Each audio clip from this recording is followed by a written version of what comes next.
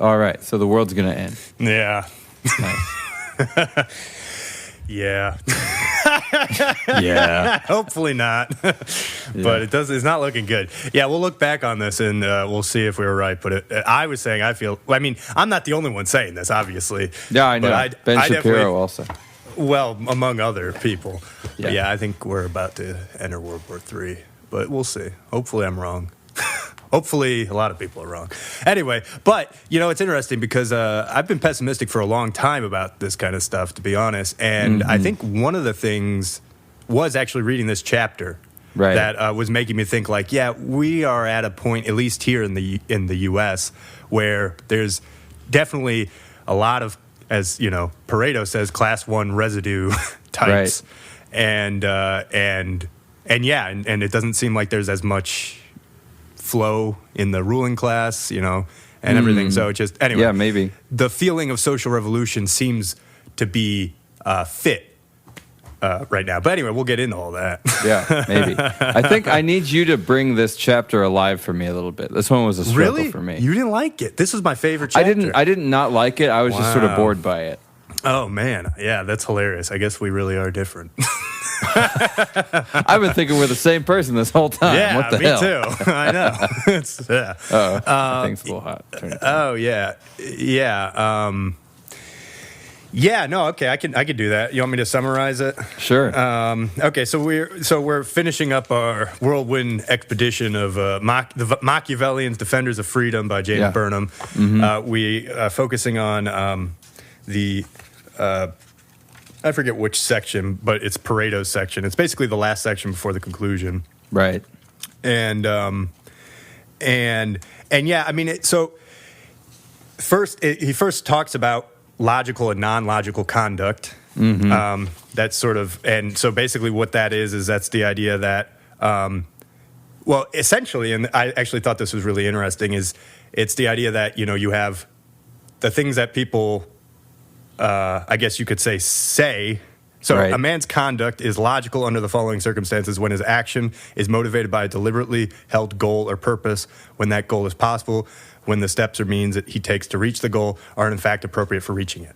So that's a logical step, and then non-logical is just any illogical thing. By far, the vast majority of action is non-logical. Exactly. And in fact, it would be very difficult to determine logical behavior. Exactly. And so Pareto says exactly that. Most of humans' conduct is non-logical, and exactly that. And this gets back to the overall theme of the book that, most people are doing one thing and saying the other. Sure. Mm-hmm. And so this sort of, he's setting all this up because he's, so I have this starred. Remind me to get back to this, but we need to talk about his thing on general freedom, that it doesn't exist. Uh-huh. We got to talk about that. I think it was a good point. I think, yeah. Yes. I think that a lot of what was in that section on 160 was sort of what I was trying to get at in the anarchy conversations but we'll come back to that. I'll finish this up. So, okay. So he uses this to go into residuals and, or residues rather, and derivatives. And so because he's basically, Pareto's trying to look at what are basically the impulses that drive humans, and then what are the things that people say that sort of, you could say they use to try to convince people to go along with these underlying impulses. Right. So often the impulses are not going to be directly related to what people are saying, but if you look at what the end action of what they're saying is, you'll find the impulse. And so I'm saying impulse because it is interesting, because even though, Burnham is constantly talking about how, like, these people aren't studying psychology, of course, I get it from his perspective, as in the 1940s, they didn't have a great understanding of psychology yet, but of course also sociology is underpinned by psychology, but that's another thing we could talk about. But anyway, that was just a point he kept making. So anyway, I'm doing a very long summary, but because I just really think it's good to thoroughly lay this out, and I don't know. I think it's hard to summarize too. While I was reading it, I was thinking, like, how do we summarize this? And it's kind of hard to do it in a brief way. Well, It's well, and so we can come back and talk about the types of residues if we want, but basically, I'll talk about the first two because those will be most important for when we go up. Is the first two is an instinct for combination, and so we should talk about what residues are, unless you just did that and I missed it. I did. Yeah, it was the impulse stuff. So it's residue is an impulse, and derivative is sort of like you could say the conscious, logical argument. Sure. Over that. Yeah. That makes sense. So class one is instinct for combination, so a tendency which leads human beings to combine or manipulate various elements taken arbitrarily from experience. Mm-hmm. And then class two is group persistences, which is when any combination has been formed, forces come into play to keep that combination sustained and persisting. And so he basically, and then, he then also talks about different types of derivatives like assertion, which is, these are the simplest and most direct, like, expect from another what you have done to another, like sort of, and then there's other types. But we'll, we can come back to that. But the reason I bring up the first two classes, because then he goes into this whole thing about social utility. And I think that's the ultimate thing that he's trying to get at, or he's building to, is, a community's welfare and how do things impact the community's welfare. And in doing that, he then talks about basically that the thing that is most going to affect the welfare is the constituency of the ruling class. It gets back to that. He agrees with the other Machiavellians in that sense. Right. And specifically, he thinks, just like Michael, if you will, that there's sort of two general classes, right? Lions, which are sort of which are personified by the class two derivatives, which are these people who are sort of traditionalist. I honestly just think you think of them as a traditional Republican today, right? And then the class one, like, just kind of the milquetoast. They want everything to be like slow and steady and to maintain order. Right. But then, but yes, of course, there's this added element though that they're also like, probably generals and are willing to use force to sort of supply power or to maintain order. And then you have the class one residues, which are like the foxes, who are going to be more cunning and they're going to maintain order through using, deception and whatnot.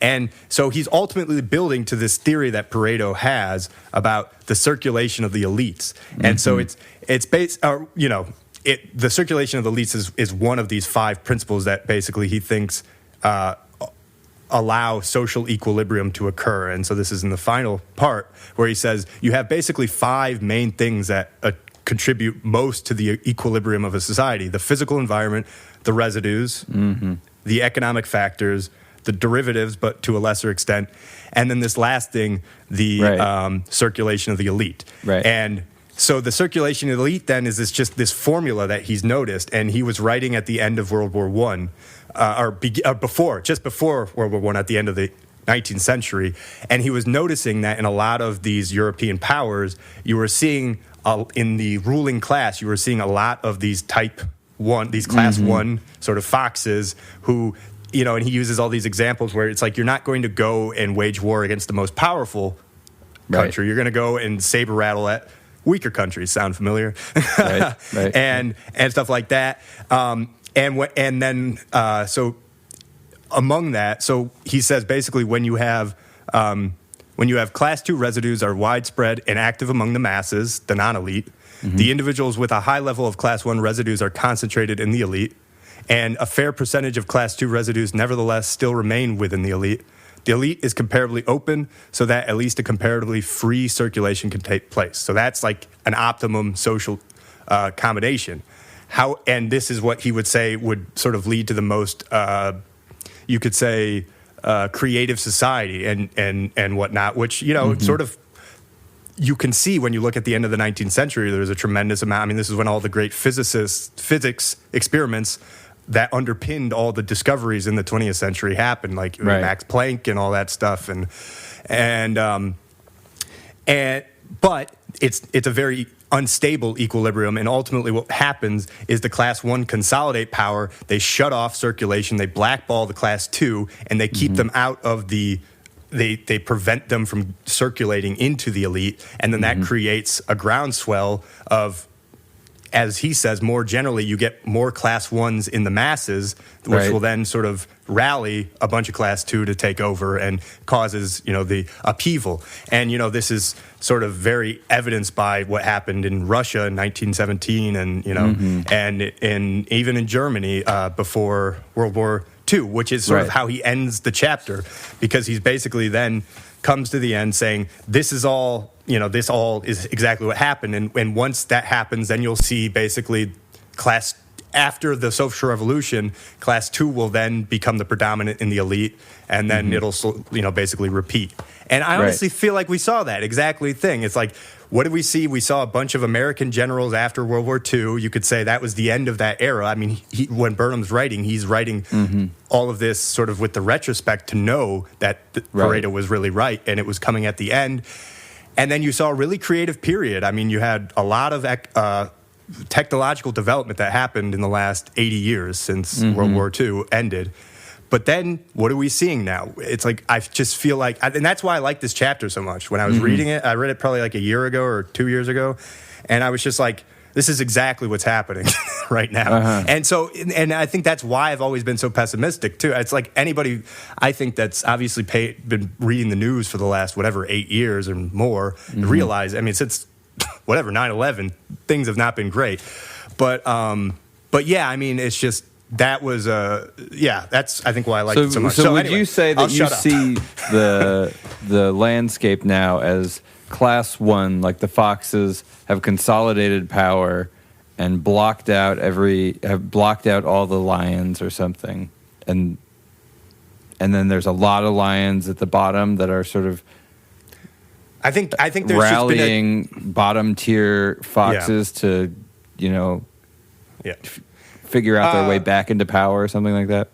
Well, yeah, I mean, you could say maybe that's what's underpinning a lot of the social sort of issues right now, just the general unrest. Because, yes, I do feel, let me find the exact area where he's talking about it. Yeah, so yeah, okay, because I just thought, basically, if you really want a good summary, and I could just read it, it's like this is where he lays out his theory, Pareto's theory about, I mean, it's about 2 paragraphs, though, so I don't know if it's worth it. But I go for it. Okay, so he found that the mode of circulation of the elites, so this is on page 197. He found that the mode of circulations of the elites during the preceding century had brought most of these nations, so he's talking about Pareto at the end of the 19th century, nations into a condition where the ruling classes were heavily overweighed with class 1 residues and were subject to debilitating forms of humanitarian beliefs.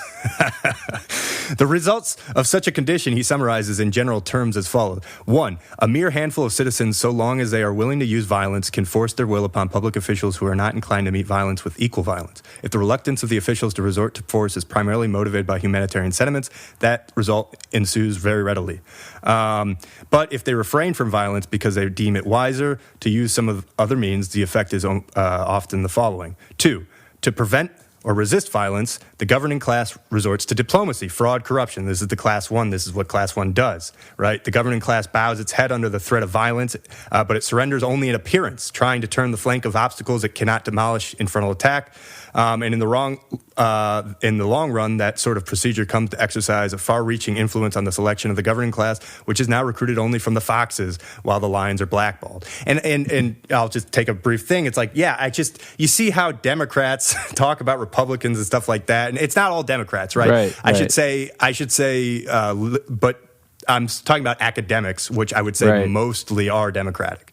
And there is just a lot of like, look at these idiot, whatever, like Christian fundamentalists or whatever, like, and so who I would say are sort of more emblematic of, you see like the strong Christian general, right, or whatever like that. So the individual who best knows the arts of sapping strength of the foes of graft and of winning back by fraud and deceit, what seems to have been surrendered under pressure of force is now leader of leaders. The man who has bursts of rebellion and does not know how to crook his spine at the proper time and place is the worst of leaders, and his presence is tolerated among them only if other distinguished endowments offset that defect. All right.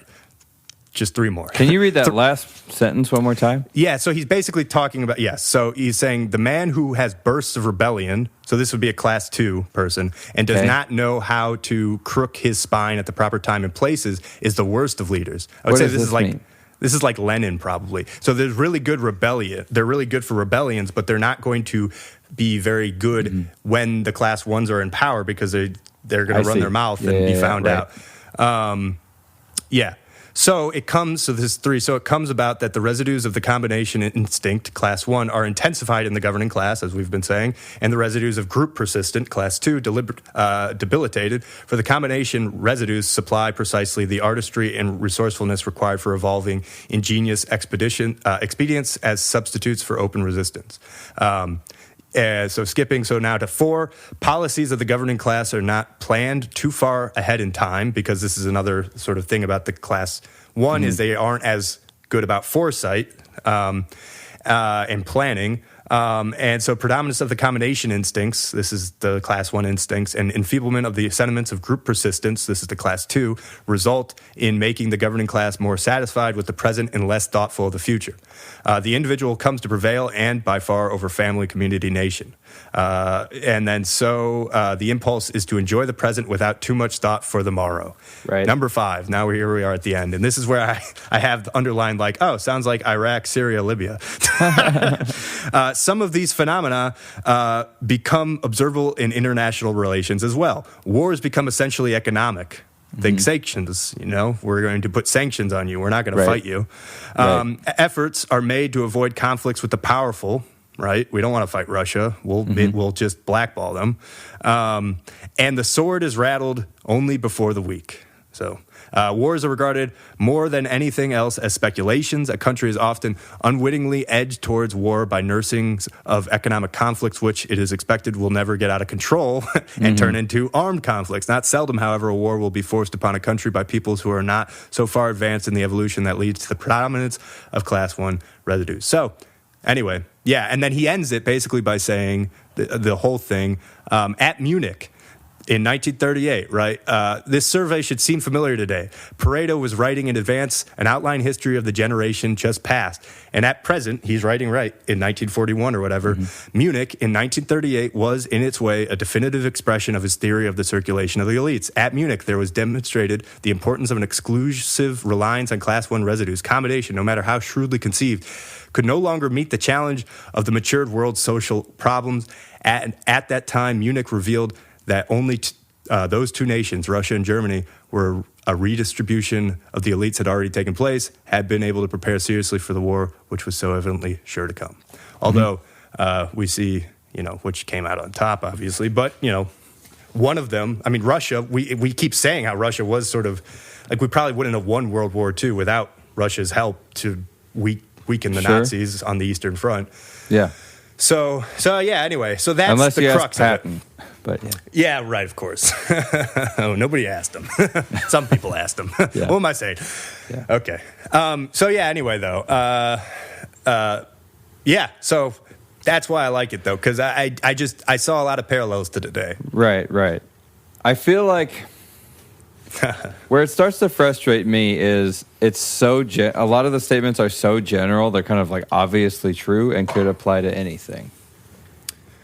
I feel like at any point in history, we could read this chapter and be like, that sounds just like today. Well, yeah, because I think the cycles are probably pretty short. What I mean is if something is universally applicable, it's not... The depth of it is sort of... I guess that's what I'm wondering is how deep of an analysis is this? Because actually it's starting to also sound like all the same stuff we've been reading. And so maybe there's something interesting there in that a lot of the philosophers are kind of coming to similar conclusions, which is interesting.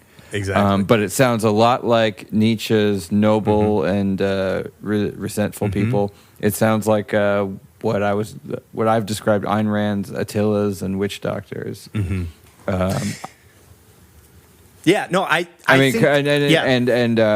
What's his name? Burnham is drawing the parallel between Machiavelli's foxes and lions with Pareto's class 1 and class 2 people, right? Because Pareto doesn't call them foxes and lions, right? That's Burnham's yes, analogy. I believe so. Yeah. Right, yes. right. Yeah. So Yeah. the thing is, where it starts to break down for me is it feels too neat and too simple. Because to me, foxes and lions don't map onto Democrats and Republicans at all. I understand the analogy you just gave makes sense, especially the bit that you were talking about, thinking about our current foreign policy. I think that maps very well. I think that there's a question about what it means to be willing to use force. Do they mean that they themselves are willing to go and fight, or does it mean that they themselves are willing to exercise strong force on people? Because I would say that the willingness to exercise force in a sort of class 2 kind of way, in a sort of virtuous, morally justified way, is increasing. Yes, because I would say it was at a low point over the last 80. It was probably at a low point 30 years ago, and then Sure. gradually. So 30 years ago, it's like all class 1, low class 2. Mm-hmm. Now class 2 is rising. I don't feel like class 1 has dropped any. I feel like it's also risen. Yes, because we haven't seen the social upheaval yet. But if we do, that's what's going to happen. And that's what he's saying, is that you see a groundswell of class 2 sort of, I guess you could say, rage, or willingness to use force to get power. Whereas, it's like it was a Cold War the last 80 years, right? It wasn't a hot war. It was all. Oh, you mean with Russia? Yes. Right, but I think that there's more than just international relations, because there's also how those leaders interact with the people in their own society. Mm-hmm. Well, and that was sort of what he was saying. Yes, I mean you're talking exactly about what he outlined in the social utility chapter, where he was basically saying you have external and internal utility, and the external utility is essentially the ability of a nation or a state to defend itself from outside aggressors, and the internal is sort of its ability to, you could say, make its people happy so that it defends itself from its people. It's like so that the people don't overthrow it. But he thinks that actually, to that point, you're saying, that's not the only thing. Yes, but Pareto would, it seems, argue that the external is the more important point. At least you need to have external security before you can worry about internal security. But and wouldn't Pareto this is the same also thing say that Maslow says, right? This is the hierarchy of needs. So, I think there's corroborating evidence for that sort of thing elsewhere. Right. Yeah. Sorry, what were you going to say? Sorry. Well, I think that, as I recall, the chapter starts with Pareto is not giving any I know. prescription as to anything. He's not arguing for anything.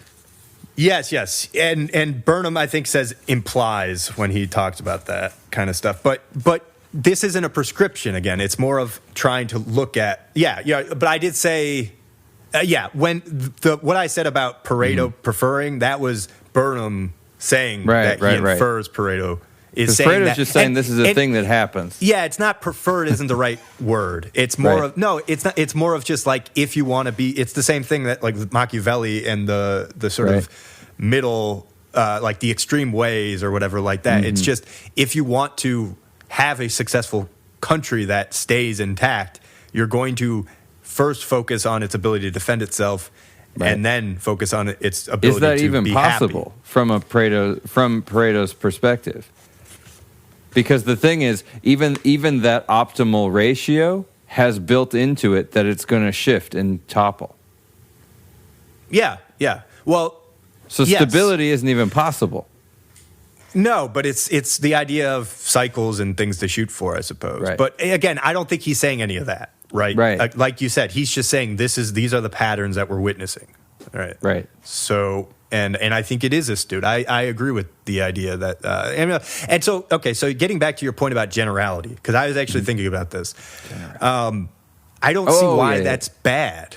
It's like you're saying as if trying to find a simplified explanation for a lot of things is a bad thing. It's not that it's a bad thing in all cases. It's that if you're trying to make a point and that point applies to everything, what calling it a point. Doesn't I'm apply even to- saying what do that you mean? the words you're using are funny because a point is very particular. Well, what do you mean by applies to everything? Because in this case, he's applying it not to everything, but to the politics, right?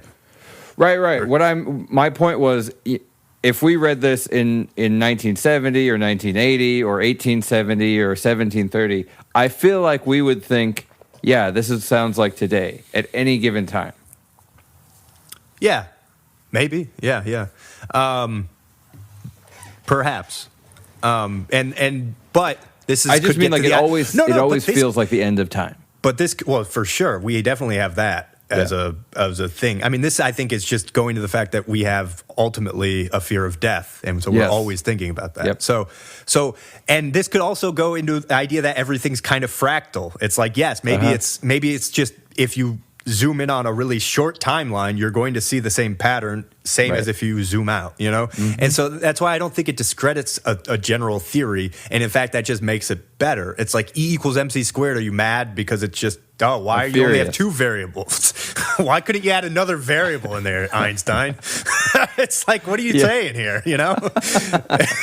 Exactly. I hate it. No, but seriously, like that's all physics is trying to do is try to find these underlying. And it's like you're right, and I just think you're right, and this is why a lot of people hate physics lab, because when you go and you apply these formulas in practice, there's a lot of noise to real life. Right, that makes the patterns harder to distinguish. But it doesn't mean that if you are able to control variables and you won't be able to find the pattern.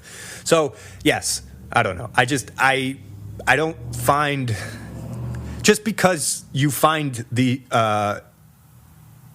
formula at multiple different levels, I don't think discredits it. And I think it actually maybe makes it a better formula because you want it to scale. You want it to be. You want it to be the same at different scales. That's how you know it's truly universal. Yeah. The law I guess of conservation. I'm drawing more on an idea of all stories are true kind of a thing. There's a theory that any narrative that you can come up with about humans you will be able to then see it. It's the kind of a thing like once you've crafted the narrative, then you see it. It's similar to to a hammer, everything's a nail kind of a thing. That's kind of a clunky way of putting it. The actual formulation of the theory I don't remember, and it's more eloquent than I'm putting it right now. But once you've created the box, you can fit anything you want into it. Well, yeah. But so what's your point? So I'm saying, so you define class 1 and class 2 people. And now people are either going to fit into one or the other, and then you go, everybody's class 1 and class 2, but you've already defined the world that way. And I'm not saying he's saying everybody is class 1 and class 2. But that's not what he's saying. You got to ask yourself, what's your goal here? And his goal is predictive purposes. And this is why he gives Pareto his dues, because he was like, Pareto was saying that, look, this is an unstable society right now, and he was right. But is there such a thing? Is there any stable society? Yeah, you would say we were like, this is the thing is no, but yes, you know what I mean? It's like relative stability. It's like how long can an empire go without the next war kind of thing? Or what would be relative stability? Like Rome? Like 80 years. Like we Persia did pretty good. Or something like that. We did very good, I think, for the last 80 years. Now, relatively good, right? Like in terms of having a lot, certainly in the U.S., we had a lot of prosperity in the West, and maybe we're paying for that now, but right? Prosperity and stability aren't the same thing either, though. You could be stably poor. Sure. I'm talking about safety and everything like that, in terms of general, there wasn't yes, the 60s were kind of crazy, but there was still relative civility, especially compared to, again, what they had just gone through in World War II, right? That was some crazy stuff. And okay, so we could even, maybe you want to take after Vietnam War, we could just say the last 40 years or whatever, right? And again, I'm not saying it was perfect. Obviously, you had issues. I'm just not sure that. Well, I guess I don't know that I can see whether or not it is relatively stable or not. Yeah, well, and by the way, this isn't anything that they're saying because, again, the one thing is that, like Machiavelli says, is the one constant is change, right? And so I do agree with that. And I don't even, again, like they said, and like Burnham says in here specifically, one of the issues people have with Pareto is he's not really offering prescriptions. Right. So, sure. But if you want to look at it from a prescriptive scenario or predictive scenario, Right. you could potentially use it for that purpose of like, maybe you're not going to prevent it from happening, but maybe you could leave the country if you notice it happening. You know what I mean? You're like, okay, I'm going to go to this other place that seems to be like a little bit further, like a generation before all that stuff. Sure. You keep hopping around. Yeah. I mean, I think that is that's a funny and potential utility to it. You know, because it's funny, because that's kind of where I was at after reading this, is I did feel like, well, you know, yeah, there's probably only so much you can do. So where's their spot with the exact right equilibrium of class 1 and class 2 folks? Singapore, I don't know. Yeah. I don't know.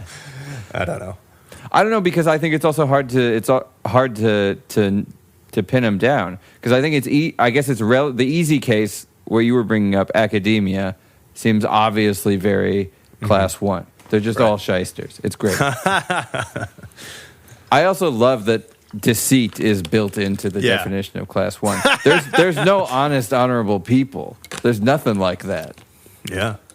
That's great. I like it. Well, yeah, but, sure. But if we're looking at other sources of societal power, I see the corporate world, I see the government, kind of as being big sectors of power, maybe maybe stronger even than academia. And what are those filled with? It's unclear to me. Oh, academics. I mean, this is the whole point of the bureaucratic state, is that you get the Ivy Leagues that go to the State Department, and then they stay there for 30 years. Right, but like, I don't know. I would say that a number of the people in the U.S. government are some of the most brutal people I can think of. Are they they class 1? Are they foxes? Maybe. No, but I mean, yes, sure. I mean, but this is where, again, I think you're being limited in the nuance. It's like, this is what I was saying about the physics formulas. It's like, yes, sure, you're going to be able, like, are we going to sit here and be like, okay, this person's a fox and this is a lion, and so, you know, or are we going to say on the general whole, it seems like there's a propensity of foxes right now, or class 1 residues. And so how are you seeing that? Can you bring me through what you're seeing there? A big thing was what I was telling you. It's like, I'm not counting. I'm looking at like the examples that Pareto was using in that fifth part, like the way that we're waging war. It's an economic way. It's not, we're not doing a lot. And when we do wage war, it's not against Russia. It's against smaller people that we can take out.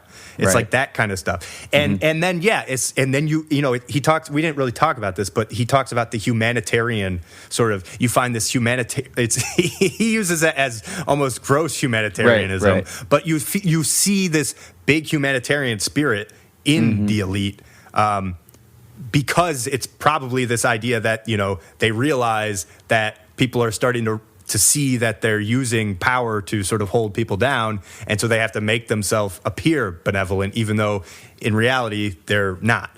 So that's probably where that comes from. Are these people rational? Are they acting or logical, or what was the term? Logical. He would say, because it seems like they are, at least internally. They have a goal, and they are taking direct action to achieve that goal. So he says, like, the only people that are really acting logically are like the workers, the artists, like the people where, like, you know, it's like, I'm going to make a piece, and this is a defined goal of how I'm going to get this piece to be good. I'm going to play it well. But like, what if your defined goal is, I'm going to reach the top of the government, and I don't know. But that's why it's non-logical, because they're not saying that that's their goal. Here, we'll go back to the lot. No, I hear what you're saying. I think you're right. Why would what they say have anything to do with anything? Because it's this idea can't you of lie consciousness. For logical reasons? No, this is very important. And that he has this whole chapter about words. It's this idea, and this is why I think it's great, because this is where I'm going. The verbal thing, yeah. The consciousness versus the impulse thing. And it's the same thing that I get back to, is like that you're either like sort of, you're not being very conscious, and you're sort of just working off of impulse, or you're hyper conscious, and you're the insomniac fiend. Anyway. Yeah. I mean, the verbal thing. Yeah, I kind of got hung up on that. Okay, because a man's conduct, that is human action, is logical under the following circumstances: when his action is motivated by a deliberately held goal or purpose, when that goal is possible, when the steps or means he takes to reach the goal are in fact appropriate for reaching it. So logical conduct is common in the arts, crafts, and sciences, and frequent in economic activity. Okay, so what if I plug into this? Person A's goal is to to become the president of the United States. Person A uses the proper conduct, including lying and blah, blah, blah, blah, to get to that, to achieve that goal. So speaking outwardly things that are in contradiction with the actual goal internally is the necessary step that needs to be taken. I'm just trying to... It seems logical to me. Just because it doesn't... To somebody else, you're clouding somebody else's ability to be logical by lying to them. Yeah, I think the idea would be that we all sort of use a combination of these, and that's not necessarily strictly like only seen in the foxes and only seen in the lions or whatever, the class 1 and class 2. It's right. You see it, you see this thinking in all types of people. The idea that some things that we do without any sort of deliberate means, and that would be the non-logical. So he's saying human beings simply do things without any purpose at all. It is natural for them to be active, whether or not there's any consciously understood point for the activity. Right.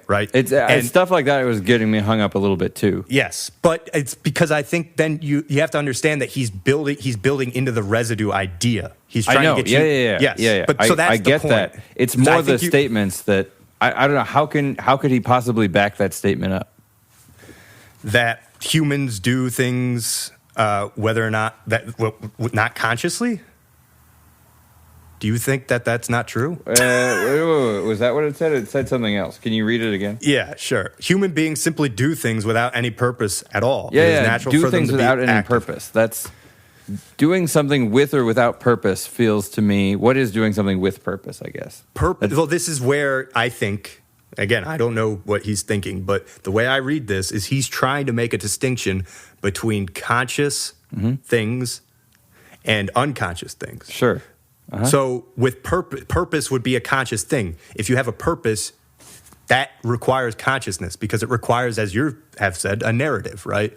But if it's an unconscious, because that's what consciousness is, and we could get into this. But what is consciousness? It's a narrative of moments that we link together into a linear sequence. But it seems to me that he's saying that actually the narrative stuff is closer to the residue. That's where like narrative exists more. No. Derivatives are where the narrative happens. Okay, That's actually exactly opposite. Yeah. The narrative, the residue is the impulse, and then derivatives are the narratives that we put on top of the impulse. Exactly.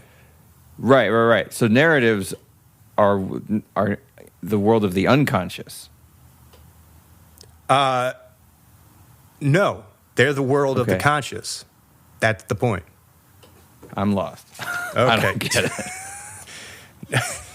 Okay, why don't you talk it out to me? Because I've been talking at you a lot. So why don't you? Maybe you should just air some of the thoughts out. Well, I mean, I'm trying. I just feel like I'm not following. Maybe this is why I'm having a hard time with this because I don't. Maybe I just don't get it. Because okay, so here I'll start. So the residue. These are these impulses. Yes. That are kind of universal or almost universal. Do you want to talk about them? I mean, I thought it would actually be good to go through just briefly the 6. I don't know if you want to. They're a little complicated, but yeah. Well, I was just going to read the first thing. So we already talked about the instinct for combination and the group persistences. So I did not understand the combination thing. That was a word that kept coming up, and I kept reading it, and I didn't get it. It's the idea that you're at a complex level. It is this residue that leads restless individuals to large-scale financial manipulations, merging and combining and recombining of various economic enterprises. It's the idea of making complex ideas, basically. That's really what he's saying, is that humans have an ability to abstract. Whereas the group 2, it's an impulse. We can't help but because our mind is associative. I mean, that's really what I think he's saying when he says combination. It's the idea that we take ideas and we put them together to make new ideas. And this is an impulse that people have. This is exactly how the mind works. And if you ever study, I don't mean if you, I'm saying generally, anybody that studies the mind as we understand it today from a neuroscience perspective, it is association that underpins the mechanism for how our mind works. And we can go into that if you want at some point. But yes, I think it's exactly what he's saying. And he was saying it, Right. Yeah.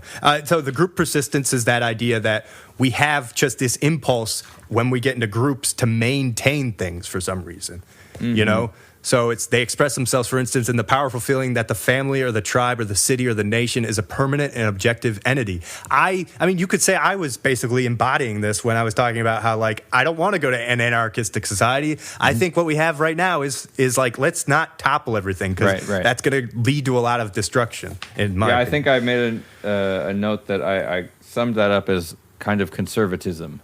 Yes, and this is the class two. This is what I was saying. Like, this is the Christian general, you can think. These are the lions that, they just want order and they want to just maintain things, like, So when they're talking class 1 and class 2 people, as in lions and foxes, I separated that from the classes of residues. No, he says that he calls back to it.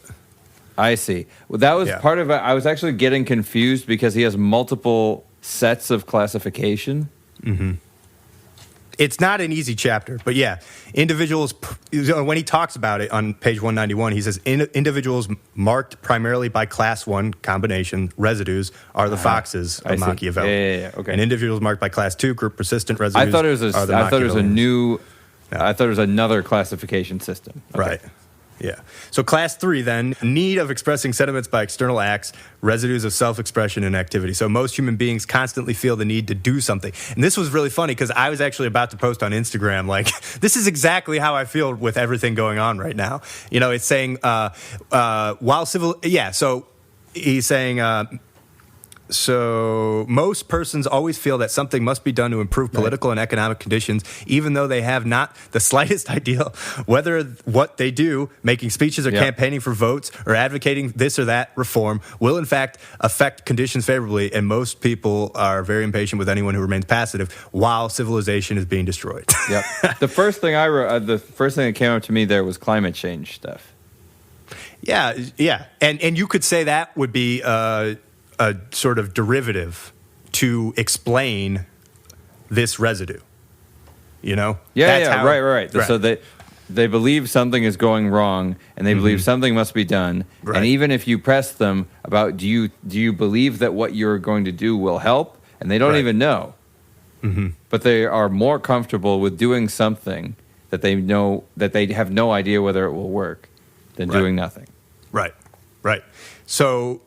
Yes, so class 4 then, residues connected with sociality. So this is just indeed with the exception of class, indeed with the exception of class 6. So. I didn't understand this one at all. I read it like 5 times. Well, he doesn't define it right away. I forgot about that. Felt by individual for conformity with the group. So this is, you could think, just our willingness to go along with things like that, just for the sake of sort of getting along with people. And then class 5, integrity of the individual and his appurtenances. So, for example, there's the usual strong feeling against any serious alteration in the social structure. So, that's another kind of conservatism one. Exactly. I agree with that. Yeah. And then the sex residue. Yeah, and then the sex residue.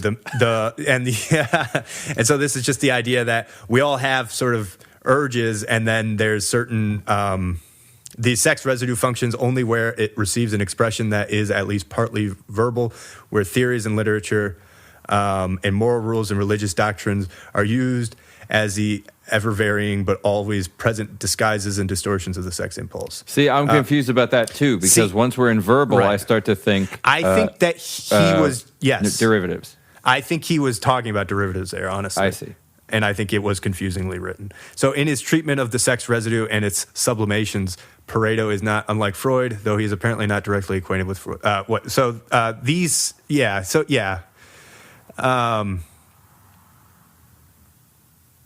is like a non-exhaustive list of social impulses that most people or groups of people have.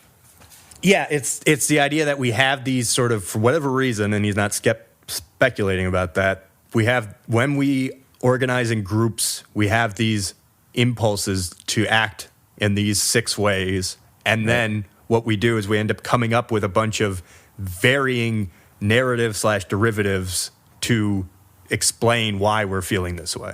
Right. And the reason that the derivatives are sort of ever changing is because that's sort of going to be reflective about the society and everything. But the residues are long lasting because, these are the right. And then when he starts talking about class 1 and class 2 residues sort of taking hold of the elites or the elite class in a society, where it feels like it's lacking some nuance that he's setting up. He's actually setting up. He has six classes here, which I think it said something. It's not even an exhaustive list, right? And so like there could be more than that. They're just not being named. Yes, these 6 then, or others of the same sort, are the major and relatively changing nuclei. Of the non-logical what about these other classes, and how do they function in the sort of elite mess of power? I think I was wrong, actually. Because here he's writing, these 6 then, or others of the same sort, this is on 173, are the major and relatively unchanging nuclei of non-logical conduct. Right. The conduct that makes up the greater proportion of human action, and in particular of those actions that affect the course of government in history. So I think I was being confusing because I was making more of a delineation that, but it's here, he's clearly saying, yes, the derivatives are the non-logical conduct. Residues. Did I say derivatives? Yeah. I'm so sorry. God dang it. Sorry. That's the very residues confusing. are non-logical. Let me just say that conduct. again. The residues are the non-logical conduct, according to Burnham here. And then the derivatives are rationalizations of those residues. So those would be probably the logical. Yes. So what I was saying is, when you're talking about rationalizations of behavior, that's very narrative, but we're in the non-logical. Yeah, see, this is where I think he is saying the opposite. Is like, I think he's saying that the narratives are our logical sort of attempt to explain these non-logical impulses. So I think, and maybe I'm wrong, I think that there's a big distinction, and obviously we can't ask him, that Burnham, is making between logical and rational. Rational being the ability to, post hoc rationalize, to come up with a reason why you're doing something, and logic being purposeful action. One is looking backward more than the other one. I guess I don't know why we need to distinguish between logic and rationality right now. I just think it might muddy the water. Okay. Well, so I guess where I'm saying the derivatives are looking backwards. I see. Logical action looks forward. Yeah, I maybe it's just I feel like, if that's, sorry, and I don't mean to say like you're wrong. I'm probably not understanding you. No, I'm not. I'm not understanding you, and I feel like it's getting off of what we're talking about the narrative versus. So how does this? How about this? How does this get back to the narrative? So I'm saying that the function of narrative within Burnham / Pareto, because it's hard to distinguish exactly who is doing the saying here, but Burnham / Pareto in this case is. The function of narrative is existing in the non-rational space, or the non-logical space, because the narrative are the the derivatives, which are used to societally give reason, quote, in like reason in quotes, to the residue impulses. Yeah. So, do you think you can have narratives without consciousness? I don't know. I don't think you can have anything without consciousness. I mean, I don't think like anything exists without consciousness in a meaningful way. What's a narrative to you? We've defined this, I think, previously, have we? but just Maybe we haven't. I don't know. Yeah, I feel like we did in the first few episodes. A narrative is some kind of, well, I guess it's a story, right? It's a some kind of story, probably linear. Right. Is there a non-linear story? It's like, you know what I mean? Or like, what I mean to say is that, are you ever taking multiple parts of a story at once, or are you always proceeding from one thing to another? Well, it depends on if you're a Tralfamadorian or whatever. But. I'm not saying that it's a logical sequence. I'm saying that, can you have a narrative without some kind of connection between like one thing and another? Like, you need to have. I mean, the some idea sequence. you could have a circular narrative instead of a straight line. Instead of a beginning and end, it could the beginning and end. There is no beginning or end. It's just it's a cycle. It's like what we're talking about. But I would say a wave yeah. function is sure. is nonlinear, right? By definition. I'm trying to get at this idea that you can't have a narrative without consciousness, and that's why. Oh, that sounds right. And that's why. But you can't have logic or unlogic without consciousness either. Right. Well, you can't have logic without consciousness, and that's why. But it doesn't make sense to say that a rock is illogical. A rock is completely outside of that framework. But I think you're obfuscating a little bit. All I'm trying to get at is that you agree then, narrative and consciousness, right? You can't have a narrative without consciousness, and you can't have logic without consciousness. You just said that, right? Yeah, I agree with those. So that's exactly why the narrative is associated with the derivatives, because these are the logical, conscious explanations for the non-logical impulses. Right, but then I would not say that the impulses are not conscious either. I think that they're at a different space within consciousness. That's fine, but do you at least agree they're not in the same place? Sure. Then I would say everything in this entire book is after consciousness comes this book. Sure, that's fine. But that's the point, is that we're talking about two different sort of states of humans. If you want to call it conscious and non-conscious, if you want to call it slightly I would call them more all conscious. Fine. If you want to call it slightly more conscious and slightly less conscious, whatever. But there is a difference. That's the point. Yeah. Maybe, I don't know. Maybe I don't understand what conscious is. I don't think, I mean, this is where I think I have at least thought about it more. And I'm sure you have. Well, no, but this is my point, is it's like, it's the most general definition is self-awareness and awareness of oneself and surroundings, right? Mm-hmm. So the idea then is that as you become more aware of yourself and surroundings, that would scale consciousness. So as you become less aware of that, as you think less and less about yourself and the surroundings, which in my opinion, as I've said, means that you're basically becoming more and more trapped in the moment, and you're not thinking as far, and you're not stringing a bunch of moments as far, right? As a hyper-conscious individual, then you become more impulsive, and you could say the amount of neurons that have to be activated before you take a sensation in and then you do something, you have an affect and an effect, is less.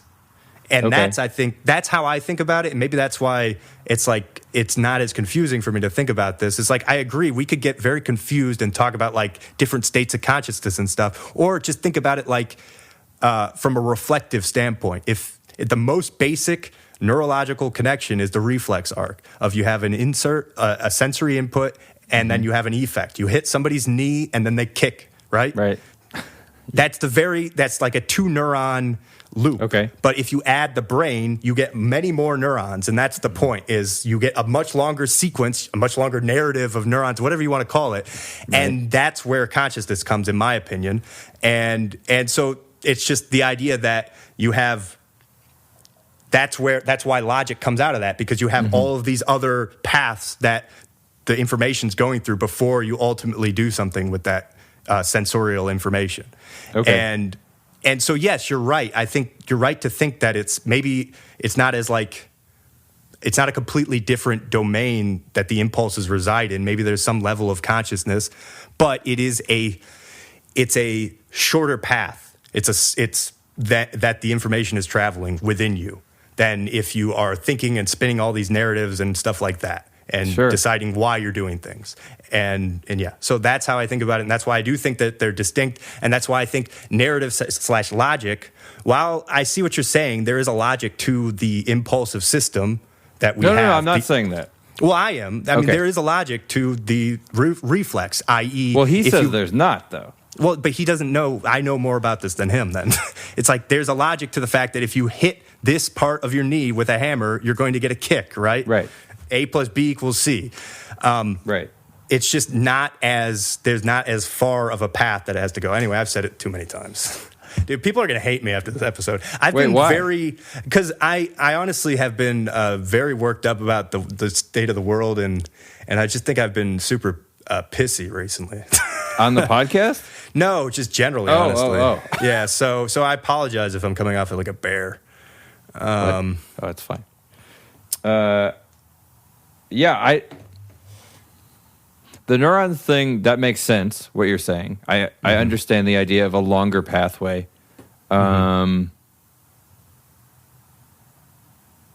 It's hard for me to jump onto consciousness is just like a long pathway of neurons. That's like fine. Two is more conscious than 1. 3 is more conscious than 2. Yeah, no, maybe. I don't necessarily disbelieve it. Yeah, no, that's fine.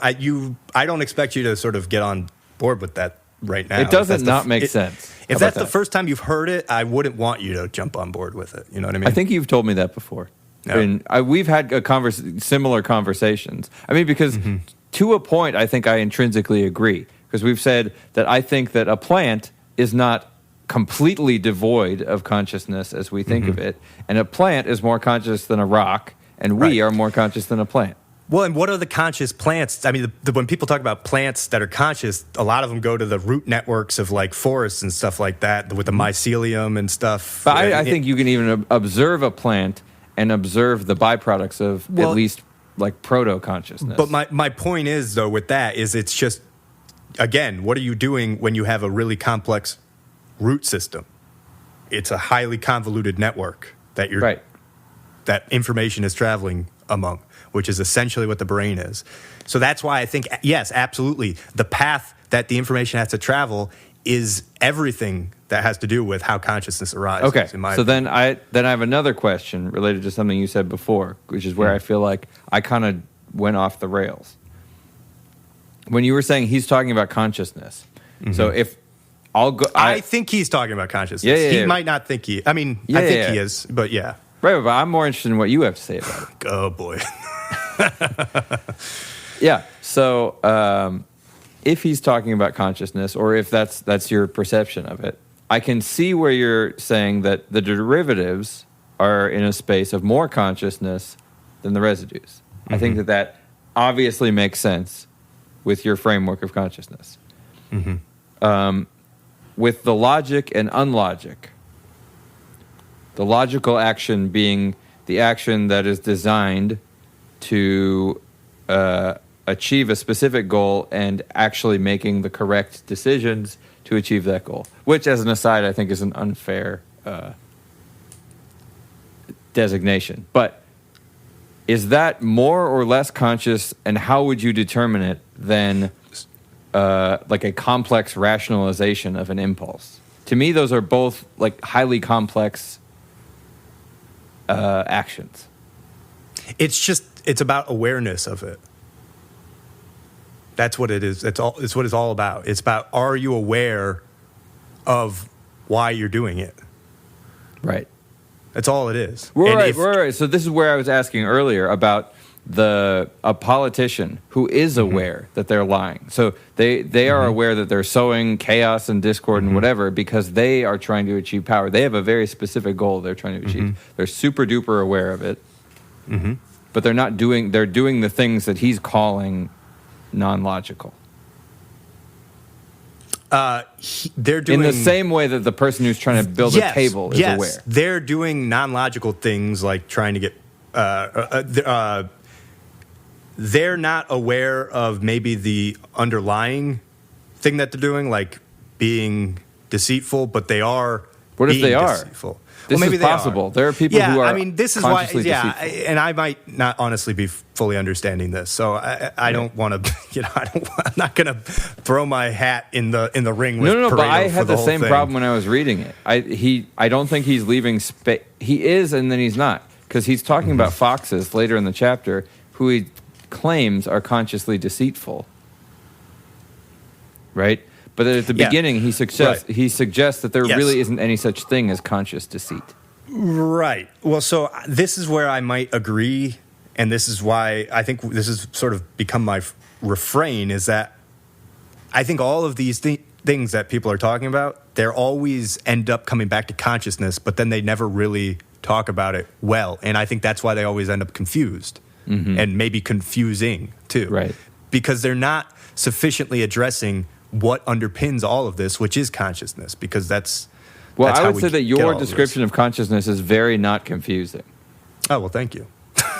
I mean, the great thing about it, actually what I like about it is it's either true or it's not, but there's the problem with something like consciousness is how do you even test that?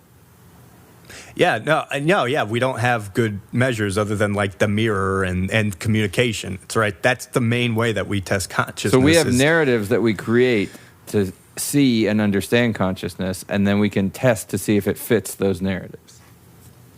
Which is true for everything, I think. Yeah, no, but I mean, that's why language is basically, I would say, the biggest test that we have for consciousness. If you can communicate with me and I could communicate with you, and then we realize that there's some kind of awareness that you're a you and I'm a me, we pick up on that through our conversation. Other indirect ways, like, whether somebody, like with chimpanzees, we can realize that they have some understanding of themselves when they look in a mirror. That's another indirect way, but because we can't communicate with them, we still have this question, right? This ultimate question of whether they're really conscious. But again, I think it's just people have this other thing of like, oh, well, you look in their eyes and you see that there's that light or whatever it is that we want to call it. But I agree completely, and that we don't have a good measure of consciousness. And honestly, like, this is something I've thought about as like being something that honestly I could build a career off of because there is a need, but there's also a part of me that kind of is afraid of that, to be perfectly honest. Because what do you do with that then if you have a power? And also, who's to say that that's right? And, because when we look at the war going on right now, a lot of it is people are basically calling the other side animals. And to me, what is that? That means that they're not conscious. And because in my opinion, that's essentially what they're saying, is that these are unconscious animals who have no logic and aren't thinking, right? And so if you have a way to definitively determine that, then does that just give you, in the civilized sense, license to treat people like animals, So, I think it's... I mean, I think that there's a lot of complication there. I mean, it's kind of what he was talking about. Why I'm afraid our ability to rationalize our behavior is incredible. Yes, but I'm just telling you that's why I'm afraid if there ever was a machine to determine somebody's level of consciousness. That could be certainly abused and used to say, like just as today, it's just we have less rigorous systems to say somebody's crazy, right? Checklists and whatnot. Imagine if you had a more rigorous system, then it's just, what do you do when somebody comes up and says, hey, you're only 70% conscious, man. You got to work on yourself. Anyway, I don't know. That's a pretty funny thing to say to somebody. Yeah. I don't know. I don't know either. I've ranted too much, sorry. No, you didn't rant too much. I'm kind of in a space lately where I'm a little bit like rebelling against rationality and logic Foucault did a number on you. No, no. It's kind of a. There was a note I wrote and I can't find it. Something about evidence based. It's one of the where he's talking about these. I think it was under the derivatives section, but it kind of to me breaks down a lot of science and medicine and rational and just anything that we're calling evidence based or data driven. Being able to reduce things to numbers. This is all still, in a way, post hoc rationalization, back to Foucault, all that kind of stuff. Bayes. And you I hate wonder, Bayes, don't you? I wonder if there is value as crude and,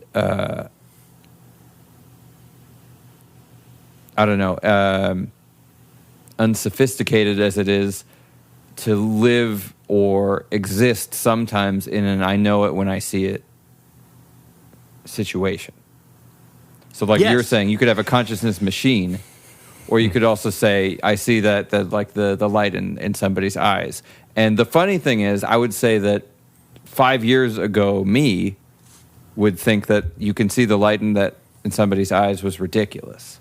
And I'd laugh at that as an idea. And now I wonder if that's actually a valuable place to exist. Yeah. Well, it's interesting because we've touched on this before, I think. It sounds like you're sort of getting at what we were talking about with the Nietzsche thing, which I completely agree with, is that we've sort of selected for this sick animal, right, where we are this hyper-conscious individual that we look at our impulses with disgust. This is essentially what Foucault was trying to say, right, when he was talking about the insane people, is that they're more in touch with, you could say, their impulses and yes, are we better off, or would we be better if we had never selected for this conscious monkey that we have now, and we were still just in the trees and just working off of our impulses? Right. Granted, we wouldn't be as aware and we wouldn't, be able to reflect as much on it, and maybe, but yeah, I mean, is there a simplicity to the state of nature and everything like that? Is that what you're saying? Maybe a little bit. I guess I'm rebelling against the rationalism, and so I guess part of what annoyed me about this chapter is I feel like it's the extreme version of what we've gotten so far, and I feel like we talked about it when Durham was talking about Machiavelli. Being this kind of like hyper scientific, only looking at the facts, just the facts, ma'am, kind of a thing.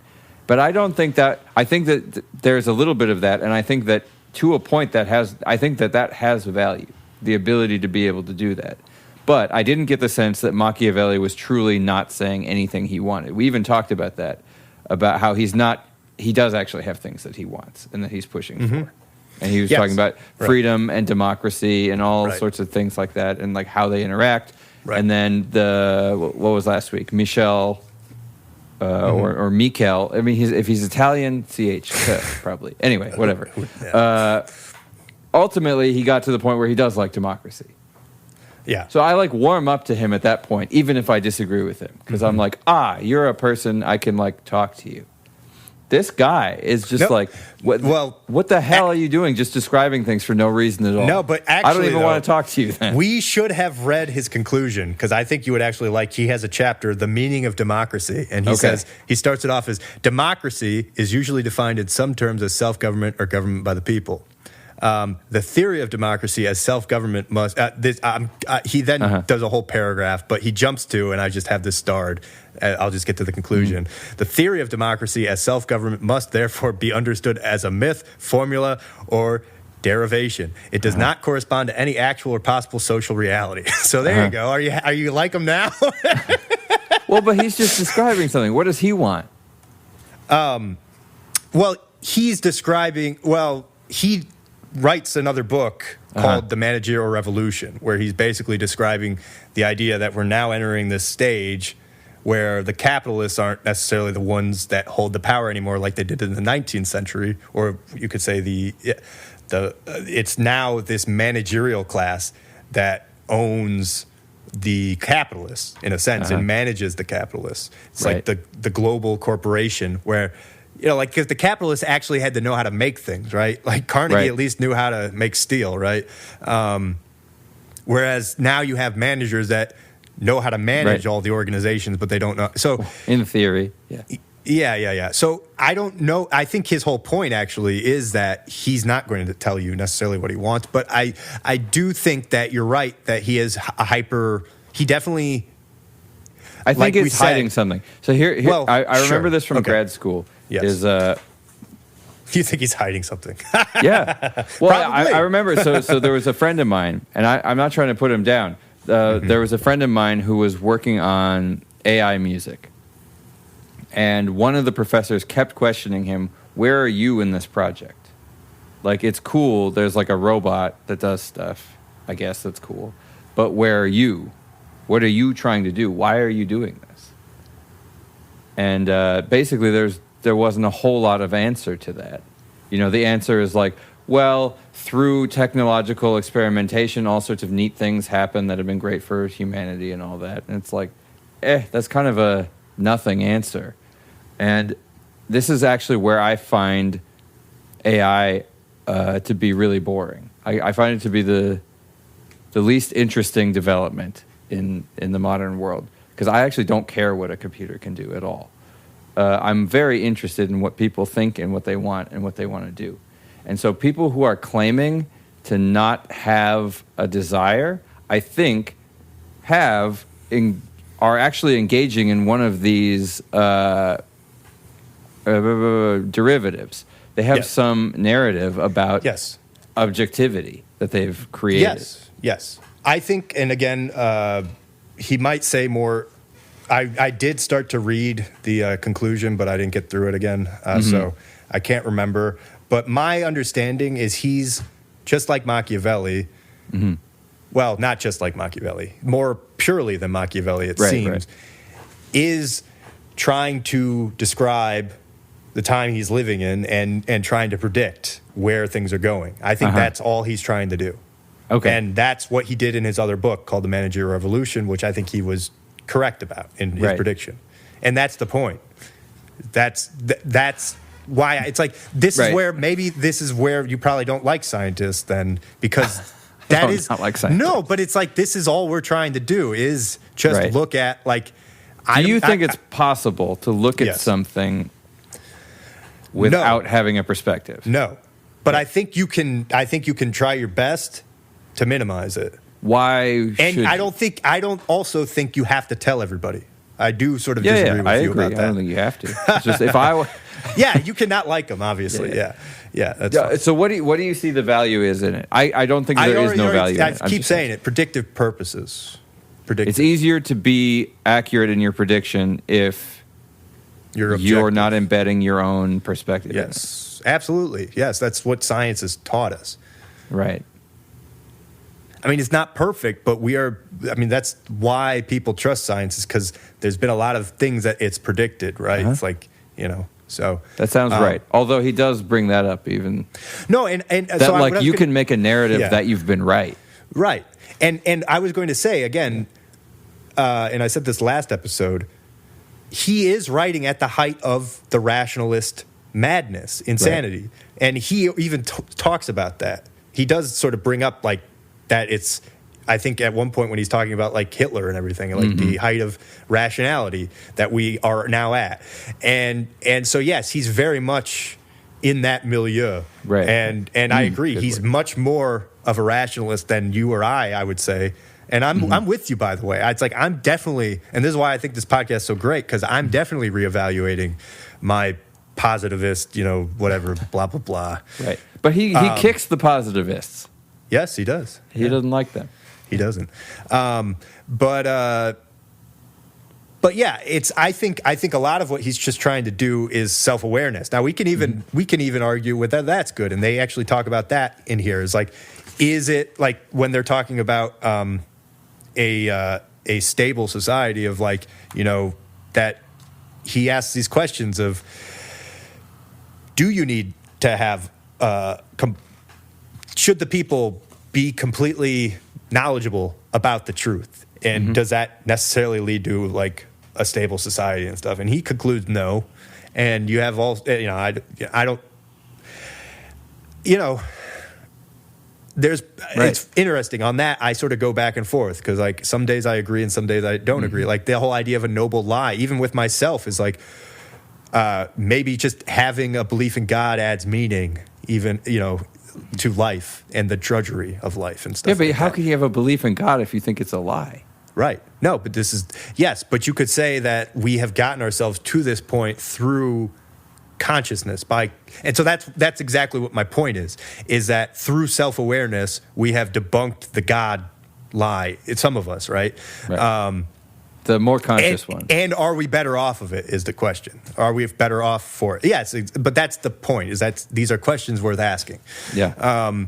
And that's all I think he's really trying to do is that's what most science is doing, is it's trying to, because ultimately science is linked with consciousness, and so it's all, as is civilization, as I've already said, we're all building up to more and more conscious individuals. As long as civilization progresses, I believe that's what we're doing. And and so it's all building awareness, and awareness allows you to be more predictive and survive, because that's really all consciousness is trying to do. Because think about why did consciousness develop? It developed so that you can think about the scenarios where you're going to die and not die in those scenarios. I think that's a reasonable narrative for why consciousness developed. Yes, fair enough. I mean, it makes sense to me. I just mean, like, I wasn't there. Yeah, no, but you can try to think about like what is it doing, and there is a predictive capacity to consciousness that seems to be fundamental to it. Sure. Predictive. Anyway. Projecting. Future. Yep. Because what is consciousness but projection into the not present? Right. that pesky not present. Yes. Yeah. Did I piss you off enough? No. I hope I didn't come off as pissed off. I was just gonna ask if I exhausted you. Yeah. I'm exhausted already. It's fine. Yeah. We didn't even talk about Reddit. Reddit? Oh yeah. This was. I got sick of that. Yeah, man. I mean, that was so annoying. I think, dude, it's good. I mean, it kind of served the purpose. So. Yeah, I guess. Yeah. Isn't it? We got more listens, right? Yeah. I mean, I was gonna say, like, if you're up for continuing to do it, kudos. But yeah, I mean, I'll do it. I just probably won't respond to everybody. Yeah, I think that's probably smart. I think I'll stop responding. So whoever said something about like academic credentials, don't listen to the podcast. Fuck off. God, yeah. Well, and yeah, it's anyway. Such a stupid perspective. Come on. I know. It's a podcast. I know. Well, yes, and that's why it's just there's a very interesting phenotype on Reddit of just That's a good word. Yeah, it's just everybody's the people that it's just there's more anger on that forum than I feel like many others. On Reddit or just the anarcho-capitalist one? Well, certainly the anarcho-capitalist subreddit is yeah. That's its own like category, but it's of the upper pinnacle of Lions Dens within Reddit. And yes, we're throwing the gauntlet down right now, Andushka. Yeah, I feel bad. I feel like I'm probably getting all your compatriots to hate you. That's fine. They can hate me. Yeah, that's right. They can. I'm pro being a kind anarcho-capitalist, not an idiot. I know. Yeah. Well, the interesting thing, though, is that you were actually getting a lot of upvotes. But that's always it is. It's like the people that comment are going to be the ones that have an issue. Right. But yeah, I agree. Yeah. So we got one comment that was like talking about, is this just a bunch of other people without any credentials talking? It's like, we have credentials. I would argue that I have more credentials to talk about this than But most that people. doesn't matter. Right, exactly. Anybody can talk about whatever the hell they want to. Exactly. And don't listen if you don't want to. Exactly.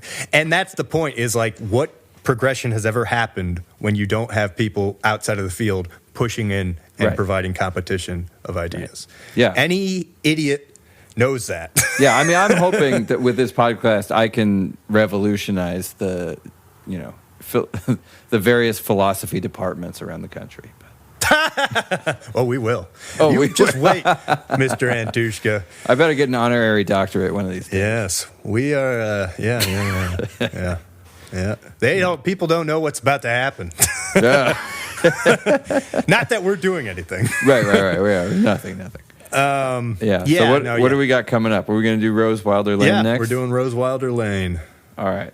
Let me pull it up. We can decide on a plan of attack here. Oh, and then I talked to my brother. He's down to come on after we do the Rose Wilder Lane. Okay. Cool. Thing. Do you know what he wants to? He's going to think about it and get back to us. Yeah. All right. So, Discovery of Freedom. Okay. Man's struggle against authority. Interesting that she uses man's. Yeah, I know. I thought that was interesting too. So the sections are kind of long, probably longer than I can commit to reading. Okay. It's a little unfortunate because it's in three kind of nice sections. Part one, the old world. Part two, the revolution, and then it's got the contents later, which is some other essays and stuff like that. But I think I don't know. Starting with the situation is where it opens, where it starts laying out the situation of people's existence in the world and their relationship to deities and gods and stuff like that. So starting with the situation and then reading maybe the first, because they're not super long each section. So like reading the situation and then the pagan faith, communism, and the living authorities or something like that. So the first four sections. Sounds good. That works. Yeah. Works for me, man. Yeah. Yeah, I saw she wrote a book on Henry Ford. Yep. That seems kind of interesting. Yeah.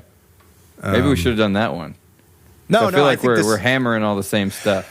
I was going to say, I think we should probably take a break. Well, we will be taking a break from politics stuff. And also, like, it is funny because we definitely don't want this to become a political science podcast.